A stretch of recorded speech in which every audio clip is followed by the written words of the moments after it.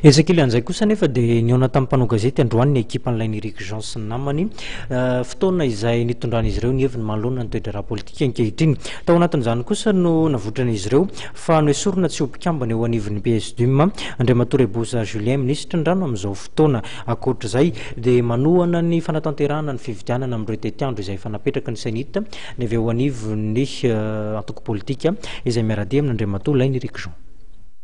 Nahato tsy mpikambana sady sekretera jeneraly ny antoko PSDUM Andriamatoa Bosa Julien ministra ny rano amin'izao fotoana izao. Io no nambaran'ny ekipa n'Andriamatoa Lainy Eric Jean nandritra ny fiainana tamin'ny mpanao gazety androany teny amin'ny lamban'ny Tsimbazaza.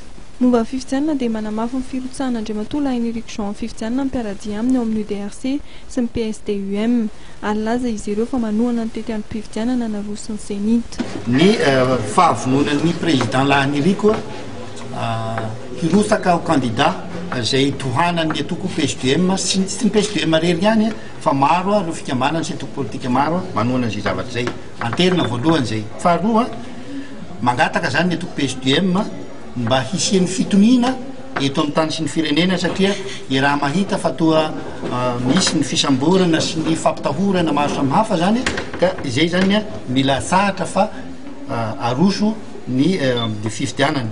Dia ny fahatelo moa zany mankasitraka zay ny amin'ny fijoroan'ny FFM ary maniry ny hiasany haingana mba hisy ny fampihavanana ny samy malagasy ary io moa zany efa targetran'ny atoko ihany hoe mba ho ray ihany malagasy ary mba sahatra teo nay disadisa maro samihafa amin'ny endrika maro samihafa. Ny mpiaradia amin'Andriamatoa Lainy Eric Jean izay nilaza fa handray anjara amin'ny ambaratonga mpifidianana rehetra izay totosaina eto amin'ny firenena.